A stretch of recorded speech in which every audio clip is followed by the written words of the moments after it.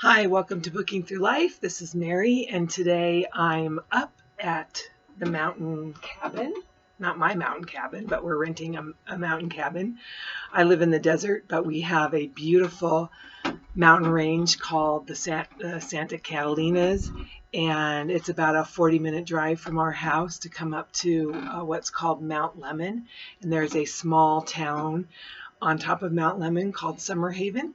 You can ski up here, very limited skiing because we don't get a whole lot of snow, but we do get some. And yeah, so we're up in Summer Haven enjoying the holiday weekend and enjoying some cooler weather. And yeah, I've got this beautiful view overlooking my patio and surrounded by pines, so it's quite fabulous. And I thought I'd just make a really short video and just ask you, what are you doing this weekend? Have you gotten away from town, or are you celebrating someone in your family who's a veteran? Happy Veterans Day to my father, who fought in the Vietnam War. And yeah, so we're just up here having a good time. And I thought I'd just talk about a few books that I'm reading. Down in the desert, I'm almost finished with Matthew Perry's Friends, Lovers, and the Big Terrible Thing. And I'll talk about that more next week. It's been an interesting read, especially coming off of The Mayor of Casterbridge, having read that. I'm also, I finished the book, I Take the Castle, I think that's what it's called, and that was an interesting read as well, and I'll talk about that more later. What I'm reading up here this weekend is I started Miss Reed's Village Diary. It's the second in the Fairacre series, and Kate Howe and a group are reading and discussing the Miss Reed series. They are 2 books ahead of that one. I was hoping to catch up last month, but I didn't read any Miss Reed's last month, so I'm behind. Hopefully I'll catch up one of these months and I'll be able to partake in their live discussion. But so far, I've really been enjoying this one, Miss Reed. You get a little more of her humor, which you just got maybe a hint of it in the first one, but she's definitely witty. And her relationship with Miss Pringle, so Miss Reed is a school teacher in England in the 1950s in a village area, a rural area. And Miss Pringle is is kind of the housekeeper of the school, and they kind of butt heads a little bit. So that's been kind of fun. And then I also started Longitude, the true story of a lone genius who solved the greatest scientific problem of his time, by Sobel. And I'm just a couple of chapters in it, and it's fascinating. It's nonfiction, and it's the story of John Harrison. He was a self-taught clockmaker, and he ended up solving the problem of making a clock that could go on a boat and tell accurate time, because at this point in time, I believe it's 1714, and there are ships are either hitting islands, like it's foggy. There's a story of a ship that hits some islands because it's too foggy, and they weren't sure where they were at, and 2,000 men died. So knowing where you were at according to latitude was easy, but longitude was not. You needed to know the time where you were at and the time where you were going. And at that point in time, they had pendulum clocks. And if you can just imagine a pendulum clock as you're sailing in the sea, and they just were not accurate. This is the story of him solving that problem.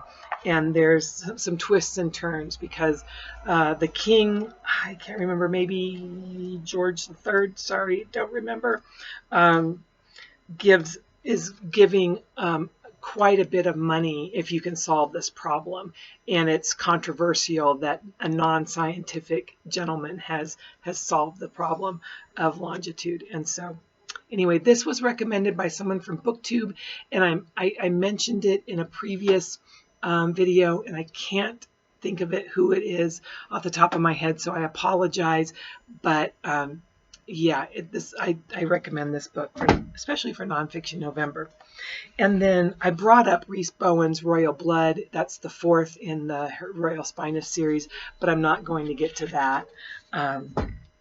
I just finished.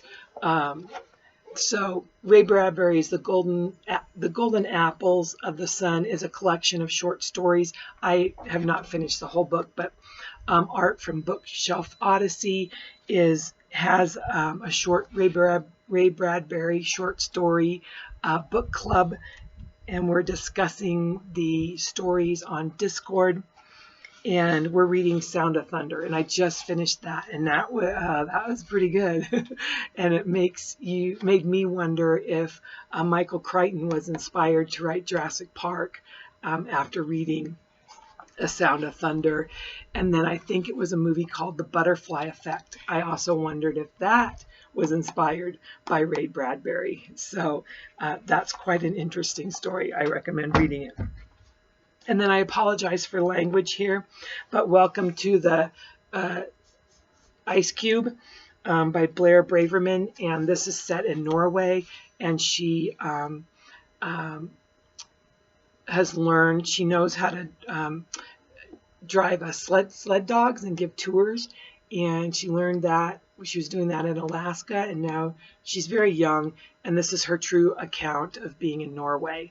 And my husband and I love Norway. We're hoping to maybe go this summer again, and so I thought this would be a good book to read. I haven't read any of it. It does have a lot up here in the mountain. I started it down at home in the desert. But my November has been off to a weird start. I just couldn't settle on a book, but I think I'm finally kind of settling in. And so I think after Longitude, I'll jump into this one. So that's kind of what I'm reading up here on the mountain, reading this weekend. I'm hoping to finish The Village Diary soon. And this Longitude book seems like it's a fairly quick read. So I think I'll be through that one in no time at all. So please, I would love to hear what you're doing this weekend. What are you reading? Did you get away for the holiday weekend? Do you live in the mountains? Are you in the desert? Are you in between? Is it cold where you are?